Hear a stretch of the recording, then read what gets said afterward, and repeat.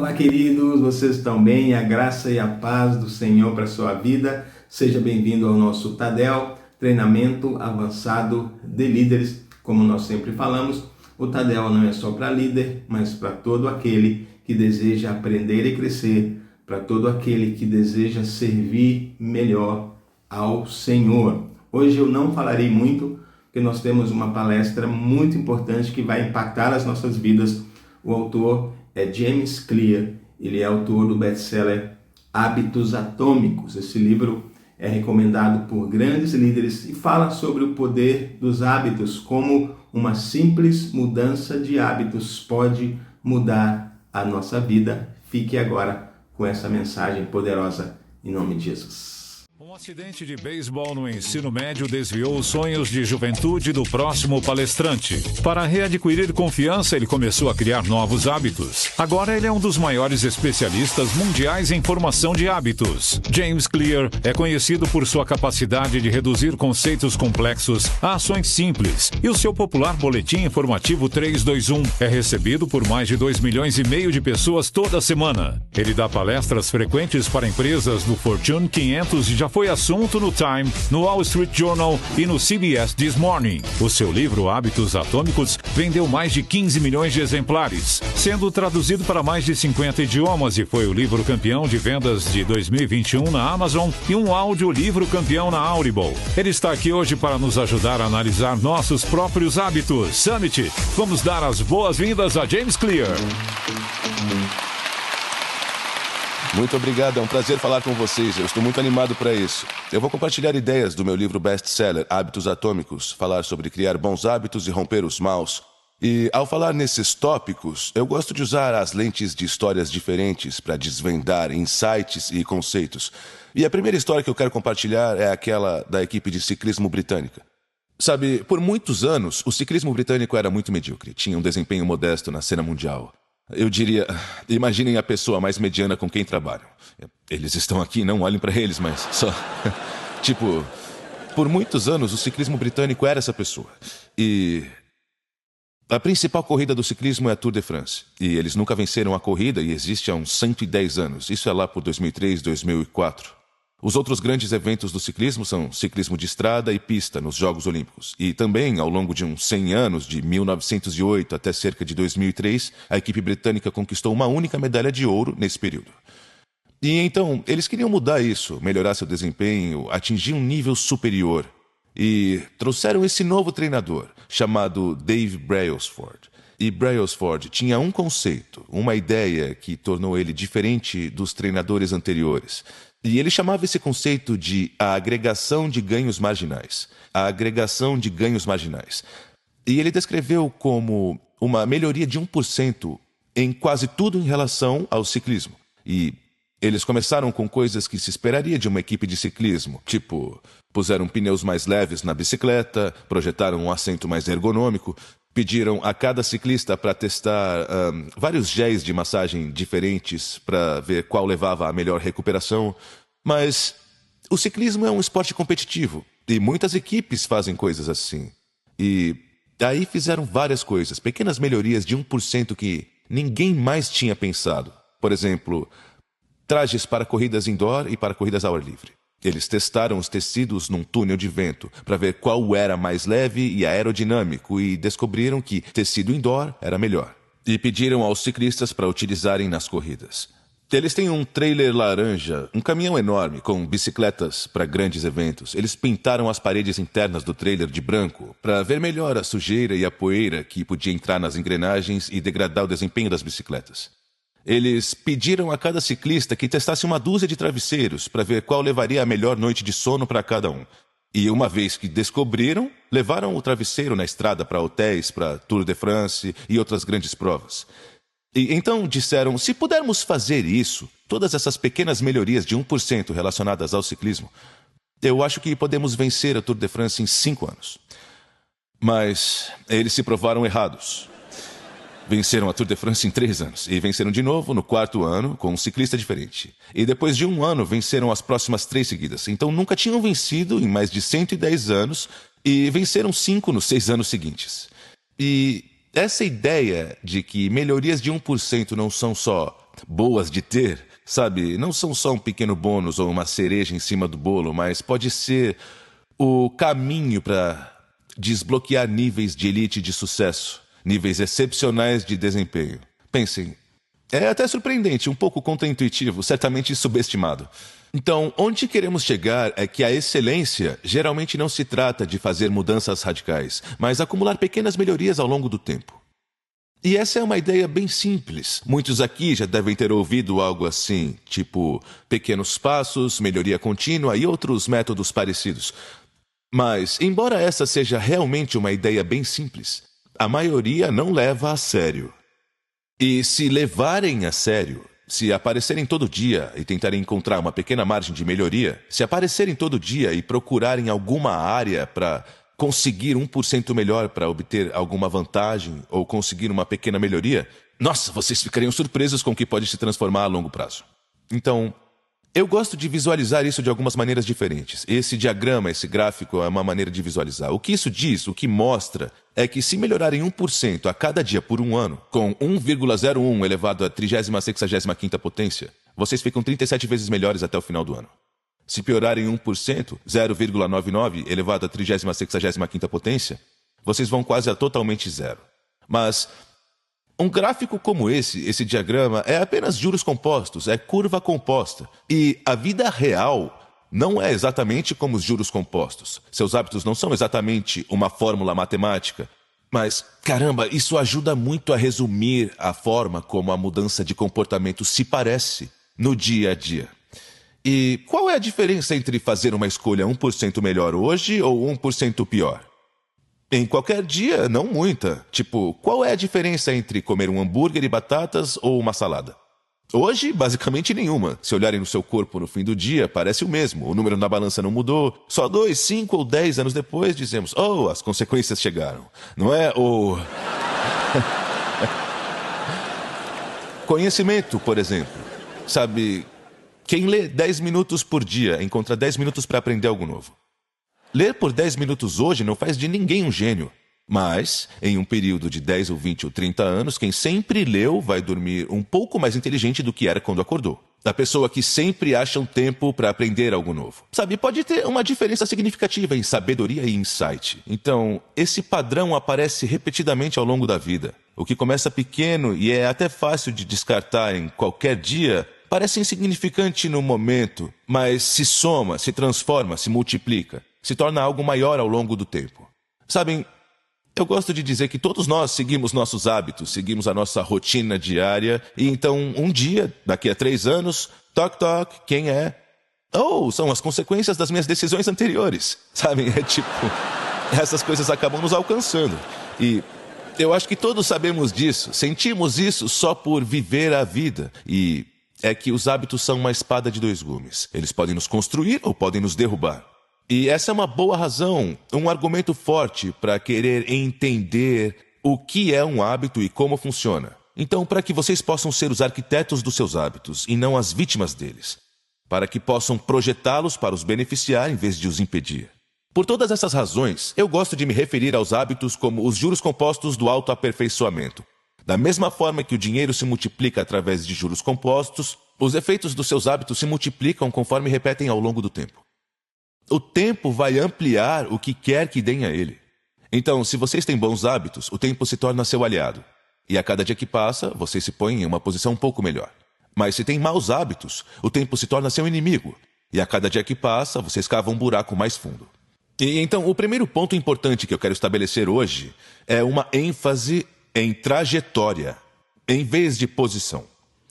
Temos muitas discussões sobre posição na vida. Qual é o número na balança, quanto dinheiro no banco, qual é o preço atual das ações, quais os ganhos trimestrais. Temos todas essas medidas, essas métricas, para determinar a nossa posição atual. E o que eu estou incentivando é dizer, não é que as medidas não têm um propósito, mas só por 1 minuto. Vamos parar de nos preocupar tanto sobre a nossa posição atual e, em vez disso, nos concentrarmos mais em nossa trajetória atual. Estamos 1% melhores ou 1% piores? A seta está apontada para cima e para a direita ou estamos estagnados? Porque se estão em uma boa trajetória, só precisam de tempo. Tá, agora, se vocês acreditam nisso, tá, entendi, 1% de alterações podem se somar e a melhoria contínua pode ser significativa. Uma pergunta que pode se ter é, bom, Se uma mudança de 1% importa tanto, se é tão poderosa e é relativamente fácil de fazer em qualquer dia, por que mais pessoas não fazem? E temos todas essas narrativas, essas histórias que contamos sobre como é difícil mudar o comportamento, como é difícil criar novos hábitos e tudo mais. E uma das narrativas comuns é algo do tipo, bom, se realmente quisessem, vocês fariam. Talvez se tivessem mais disciplina, ou garra, força de vontade ou persistência. E, com certeza, disciplina, garra e força de vontade são qualidades importantes na vida. Mas eu não sei se essa é a resposta certa. Sabem, eu acho que muitos, certamente a maioria presente aqui, a maioria assistindo a isto, realmente quer se aprimorar. Realmente quer melhorar, atingir o seu potencial. Realmente gostaria de criar hábitos melhores. E então, o que eu diria é, olha, se estão lutando para melhorar, o problema não são vocês. O problema é o seu sistema. Nós não mudamos, não porque não queremos mudar, mas porque temos o sistema errado para mudar. E eu acho que podemos ir a um passo além e dizer, vocês não se elevam ao nível das suas metas, vocês caem ao nível dos seus sistemas. Muitas vezes na vida nos dizem, definam metas maiores, sejam mais ambiciosos, queiram mais, multipliquem a sua visão, pensem maior. Mas definir a meta é a parte fácil. Por exemplo, eu sou escritor, tá? Eu posso definir uma meta de vender 100 milhões de livros. Isso levou o quê? 3 segundos? Tipo, a meta não é a parte difícil, sabe? É construir um sistema de comportamentos, uma coleção de hábitos que levam vocês quase que inevitavelmente até aquele resultado. E, então, se eu fosse definir um pouco mais a linguagem, o que eu entendo por meta e sistema, a meta é o resultado desejado, o alvo, aquilo que almejam. Qual é o seu sistema? É a coleção de hábitos diários que vocês seguem. E se houver uma lacuna entre a sua meta e o seu sistema, se houver uma lacuna entre o resultado desejado e seus hábitos diários sempre vencerão. Quase que por definição, seus hábitos atuais são perfeitamente projetados para entregar seus resultados atuais. Então, sejam quais forem os resultados, quaisquer resultados que tenham experimentado no último mês ou 3 meses ou o que for, são um subproduto do sistema que estão usando nos últimos 6 meses ou 1 ano, ou seja o quanto for.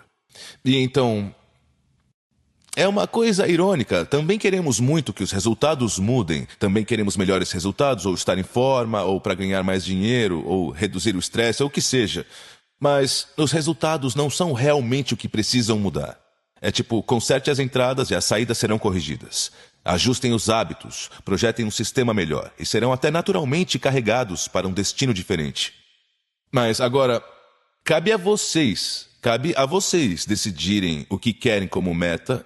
E eu estive explicando isso meio como uma dicotomia, temos metas e sistemas, mas é claro, o que queremos é ambos. Queremos um alinhamento entre o resultado desejado, a meta e os hábitos diários, seu sistema. E vocês decidem a parte das metas. Para o que estão otimizando? Para o que estão otimizando em sua vida pessoal? Para o que estão otimizando no trabalho que fazem?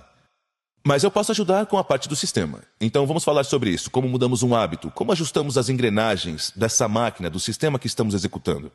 E eu gostaria de dividir um hábito em 4 etapas diferentes. E acho que se entenderem essas 4 etapas, não só entenderão o que é um hábito e como funciona, mas também terão 4 diferentes lugares onde podem intervir, quase como diferentes alavancas que podem puxar para criar um bom hábito ou largar um ruim. Tá, eu vou mostrar um nível mais geral e aí fazemos uma explicação mais detalhada. Então, as 4 etapas são estímulo, desejo, resposta e recompensa. Estímulo, desejo, resposta e recompensa. E o estímulo é um gatilho que diz para o cérebro iniciar o hábito. É só algo que chama a sua atenção. Talvez entrem na cozinha, vejam um prato de biscoitos na bancada. Essa é uma pista visual que cria o hábito de comer um biscoito, tá? A segunda coisa é o desejo. O seu cérebro faz essa previsão sobre o significado do estímulo. Vocês veem os biscoitos na bancada e o seu cérebro prevê quase automaticamente: isso será doce, açucarado, saboroso e agradável. E é esse significado favorável que vocês atribuem a um biscoito, que dá esse desejo, essa motivação, o desejo de ir até lá, pegar e dar uma mordida. E esse é o terceiro passo, a resposta, o hábito que vocês executam. E finalmente, de fato é gratificante, é saboroso e açucarado e agradável. Agora, nessa 4ª etapa, a recompensa, nem todo comportamento na vida é gratificante. Às vezes as coisas têm um custo ou uma consequência, às vezes são meio neutras e não significam muito. Mas se o comportamento não é gratificante, é difícil que se torne um hábito, tá? O cérebro precisa de algum sinal emocional positivo, algum motivo para marcar a experiência e dizer: ei, isso foi útil, foi agradável, vocês conseguiram mais do que queriam. Então vamos lembrar as etapas que passaram e repetir de novo no futuro quando estiver numa situação semelhante. Então, em grande medida, o que eu estou descrevendo aqui, estímulo, desejo, resposta, recompensa, é uma espécie de processo de aprendizagem. É o processo de passar pela vida, percebendo estímulos diferentes, experimentando respostas diferentes e, de vez em quando, tropeçando em uma recompensa. E, nesse caso, o cérebro meio que se lembra e repete. Então, vocês podem imaginar essas etapas como andar de um relógio. Estímulo, desejo, resposta, recompensa. Estímulo, desejo, resposta, recompensa. Acho que isso foi ao contrário. Estímulo, desejo, resposta, recompensa. Quanto mais vocês dão a volta e quanto mais fechado o círculo se torna, mais arraigado é o hábito. Tá, agora, essa é a discussão científica sobre como se cria um hábito, tá? O que eu gosto de fazer é operacionalizar isso. Como eu faço para transformar isso em algo útil, algo prático, aplicável na vida e no trabalho diários? Então, eu criei o que chamamos de as 4 leis da mudança de comportamento. Há uma para cada etapa, tá? A primeira lei é tornar óbvio. Vocês querem que os estímulos dos seus bons hábitos estejam óbvios, disponíveis, visíveis, fáceis de ver. Quanto mais fáceis de ver ou chamar sua atenção, maior a chance de agirem de acordo. A segunda lei é tornar atraente. Quanto mais atraente ou apelativo o hábito, mais motivador ou atraente for, maior a chance de se sentirem compelidos a fazê-lo. A terceira lei é facilitar. Quanto mais fácil, mais conveniente, sem atrito, simples é o hábito, maior a chance de ser executado. E a quarta e última lei é tornar satisfatório. Quanto mais satisfatório ou agradável um hábito, quanto mais gratificante ou prazeroso, maior será a chance de retornarem a ele no futuro. Tá, agora, se estão sentados aí pensando: cara, eu tenho esse hábito e eu continuo procrastinando, ou temos uma coisa que queremos que as pessoas façam de forma consistente, mas só fazem de vez em quando, vocês podem repassar essas 4 etapas e perguntarem a si mesmos: como deixar o comportamento mais óbvio? Como tornar mais atraente? Como tornar mais fácil? Como tornar mais satisfatório? E as respostas para essas perguntas revelarão diferentes coisas que poderiam fazer para aumentar as chances de que o comportamento ocorra. Tá, essa é a visão geral para criar um bom hábito. Óbvio, atraente, fácil, satisfatório. Se quiserem eliminar um mau hábito, basta inverter esses 4. Em vez de tornar óbvio, tornem invisível. Cancelar o recebimento de e-mails, não ter comida processada em casa. Se estão tentando fazer uma nova dieta, não sigam blogueiros de culinária no Instagram. Tipo, reduzam a exposição ao estímulo. Em vez de tornar atraente, tornem pouco atraente. Em vez de facilitar, dificultem. Aumentem o atrito. Adicionem etapas entre vocês e o comportamento. Em vez de torná-lo satisfatório, tornem insatisfatório. Agora, há muitas maneiras de fazer cada uma dessas coisas. Então há muitos jeitos de criar um bom hábito, tornando-o óbvio e atraente e fácil e satisfatório. E há muitos jeitos de eliminar um mau hábito, tornando-o invisível, pouco atraente, difícil e insatisfatório. Hábitos Atômicos cobre tudo isso com mais detalhe do que temos tempo hoje, mas eu quero mostrar alguns jeitos de fazer cada uma dessas coisas, tá? Então, vamos falar sobre a primeira lei, deixá-la óbvia. É uma história rápida aqui. Hospital Geral de Massachusetts, um grande hospital universitário em Boston. Há uma pesquisadora lá chamada Anne Thorndike, e ela e seus colegas tinham essa pergunta interessante que é: podemos fazer com que pessoas mudem o seu comportamento sem motivá-los, sem aumentar sua força de vontade? E, de fato, nem vamos falar com eles. E o que fizeram foi ir à cafeteria do hospital. Aqui está uma imagem, em escala. E temos essas caixas sombreadas em dourado aqui, não é? São diferentes geladeiras que têm Coca-Cola, refrigerante, sucos, diferentes opções de bebidas. E temos 2 caixas escuras, as pequenas, nas laterais da cafeteria, são geladeiras menores que têm água. E as outras formas são diferentes estações de alimentos e buffets de comida. E o que os pesquisadores fizeram foi entrar na cafeteria do hospital e adicionaram água às geladeiras principais. Então ainda tem coca, refrigerante e suco, mas adicionaram água. E eu vou intercalar aqui algumas vezes. E também adicionaram aqueles carrinhos com rolamentos, que também continham água e dispuseram ao redor das diferentes estações de alimentação e do buffet. Então era assim e adicionaram água. Então eles aumentaram a prevalência de água no ambiente. O que acontece? 6 meses depois, vende-se 25% mais água e 11% menos refrigerante. E sempre que me deparo com estudos assim, eu me refiro a eles como estudos de design ambiental, pois remodelam ou redesenham como o ambiente está organizado. E eu sempre acho interessante, digamos que vocês falassem com alguém na cafeteria e vocês dissessem: ei, por que está tomando uma coca? E seria tipo: mas como assim? É o que eu queria beber? Ou por que comprou água? Porque é o que eu queria tomar. Mas a verdade é que alguma porcentagem escolheu essa opção pela maneira como foi apresentada a elas. E esse é um dos direcionadores mais esquecidos dos seus hábitos e comportamento, o que é a forma do seu ambiente físico. Os itens que estão na sua mesa em seu escritório, a maneira como a sua sala de estar é organizada, as coisas na bancada da cozinha em casa, todos esses espaços onde vivemos e trabalhamos influenciam as escolhas que fazemos. Então, se quiserem um exemplo fácil, muitos sentem que assistem demais à TV, mas entre em qualquer sala de estar, para onde os sofás e cadeiras estão voltados, o que a sala foi projetada para você fazer. Eu não digo que é preciso reorganizar toda a casa, mas eu acho que há uma pergunta interessante que é: vocês podem entrar nos espaços onde passam mais tempo todo dia, olharem ao redor e se perguntarem: o que esse espaço foi projetado para incentivar? Quais comportamentos são óbvios aqui? Quais comportamentos são fáceis aqui? E começarão a notar diferentes coisas que podem ajustar, tá? Então, se querem que um hábito seja uma grande parte da sua vida, o estímulo tem que se tornar uma grande parte do seu ambiente. Querem que seja algo fisicamente presente, que esteja ao seu redor. Então, esse é o exemplo da primeira lei, tornar óbvio. Segunda lei agora, tornar atraente. Digamos que vocês vão dormir hoje e pensam: eu ouvi esse cara falando sobre hábitos hoje, então amanhã será o dia.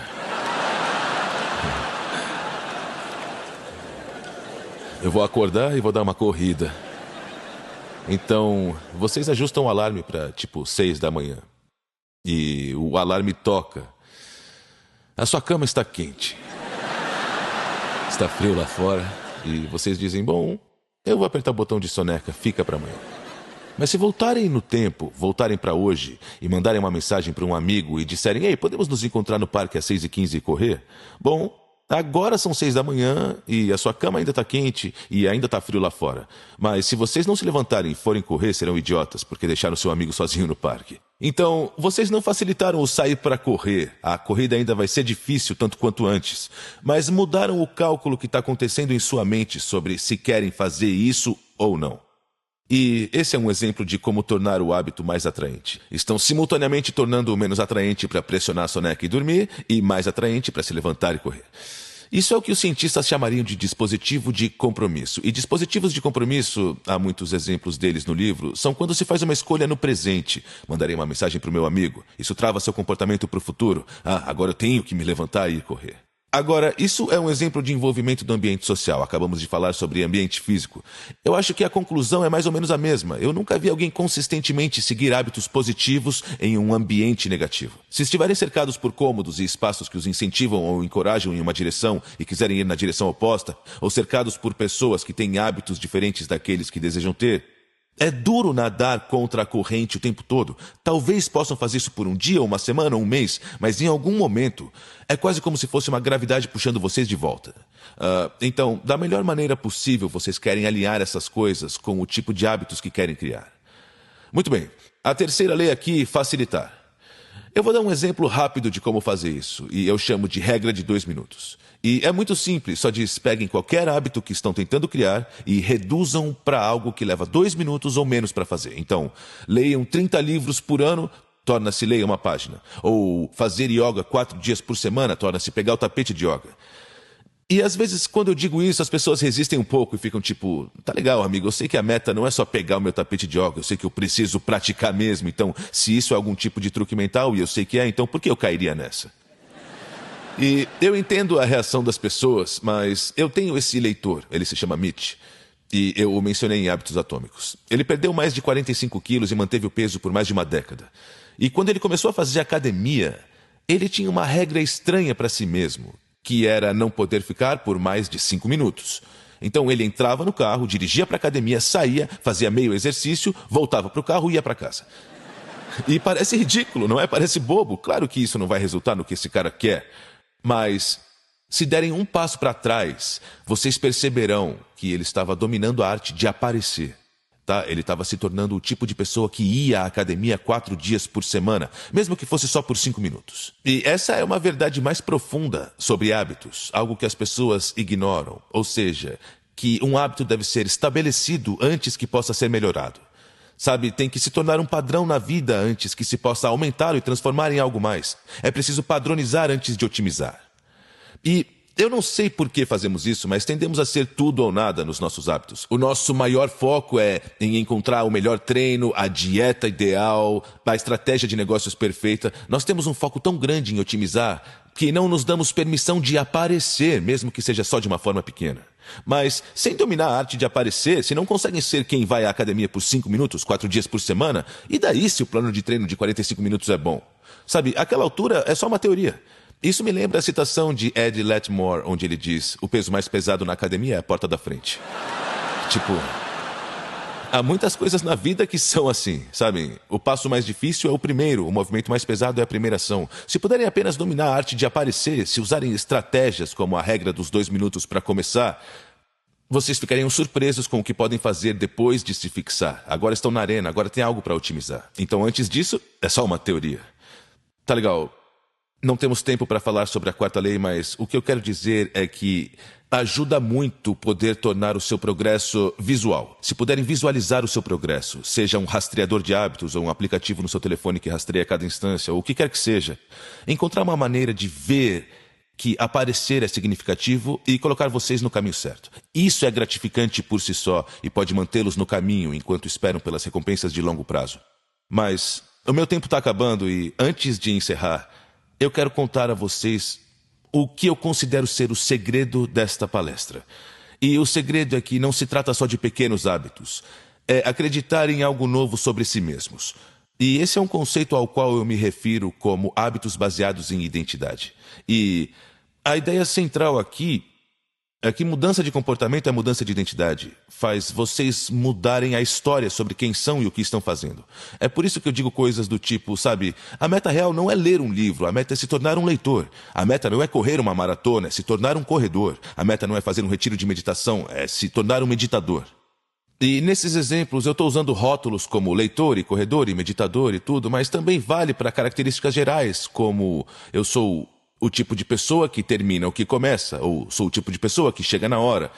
E quanto mais vocês começam a acreditar nisso sobre vocês, mais tem razão para manter o hábito. Uma vez que um hábito é parte da sua identidade, da sua história, é um pouco mais fácil seguir. Alguém que só se vê como um corredor não precisa motivar a si mesmo a correr da mesma maneira que alguém que só está começando. É tipo, não, isso é parte de quem eu sou, do que eu faço. E, em última análise, onde queremos chegar é um ponto onde vocês se orgulham desse aspecto da sua identidade. Se vocês se orgulharem de ser esse tipo de pessoa, lutarão para manter o hábito. Se vocês se orgulham do tamanho do seu bíceps, nunca pulam o dia de braço na academia, não é? Se vocês se orgulham do seu cabelo e seu aspecto, têm essa rotina de cuidados e fazem todo dia, eu não saberia, mas outras pessoas. E quanto mais vocês chegam lá, mais bem posicionados estão para que esse hábito seja uma parte permanente da sua vida. E eu acho que essa é a razão real, a verdadeira razão pela qual os hábitos são importantes. Sempre falamos sobre como hábitos são importantes por causa dos resultados externos que conseguirão para vocês. E hábitos o ajudarão a ganhar mais dinheiro, ou reduzir o estresse, ou serem mais produtivos. E os hábitos podem ajudá-los a fazer essas coisas, e isso é ótimo. Mas a razão real, a verdadeira razão pela qual os hábitos são importantes, é que cada ação que realizam é um voto para o tipo de pessoa que desejam ser. Então, não, fazer uma flexão não transforma seu corpo, mas rende um voto para eu sou do tipo de pessoa que não falta aos treinos. E não, escrever uma frase pode não terminar o livro, mas rende um voto para eu sou escritor. E individualmente são coisas pequenas, mas coletivamente vocês começam a reunir evidências de ser essa pessoa e tem todas as razões do mundo para acreditar nisso, sabem? É um pouco diferente do que costumam ouvir. Vocês ouvem pessoas dizerem tipo, finja até conseguir. E eu não tenho necessariamente nada contra finja até conseguir. É pedir para vocês acreditarem em algo positivo sobre si mesmos, mas é pedir para acreditarem em algo positivo sem ter evidências disso. E nós temos uma palavra para crenças que não tem provas, chamamos de ilusão, sabem? Tipo, o cérebro não gosta desse descompasso entre o que dizem que são e o que realmente estão fazendo. E então o meu incentivo, a minha sugestão, é deixar o comportamento mostrar o caminho. Começar com um e-mail, ou lendo uma frase, ou escrevendo uma frase, ou meditando por 1 minuto, ou fazendo uma flexão, ou o que quer que seja. E deixar essa pequena ação ser uma evidência inegável de que naquele momento vocês eram esse tipo de pessoa. E enquanto fazem isso e criam essas evidências, têm todos os motivos do mundo para acreditar sobre si mesmos. Então, agradeço a vocês por seu tempo hoje e os deixarei com uma pergunta de despedida, que é: como vocês podem melhorar 1% hoje? Muito obrigado, eu adorei.